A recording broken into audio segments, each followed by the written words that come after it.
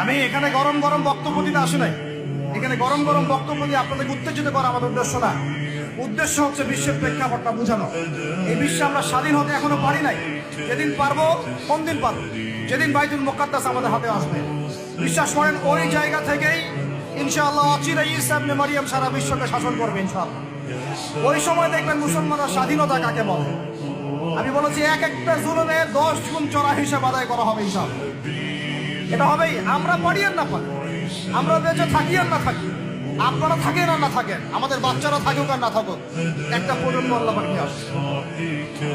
একটা প্রজন্ম আল্লাহ পাক নিয়ে আসবেন। আমি বলছি, ওই প্রজন্ম টিকটক প্রজন্ম না।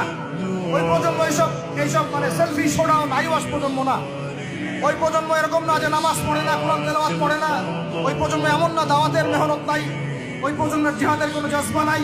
ওই প্রজন্মের মধ্যে ইসলামের সাথে এই কোনো জ্ঞান নাই, ওলামায়ে কেরামের কোনো সোহবত নাই, দিন প্রতিষ্ঠার কোনো ফিকির নাই।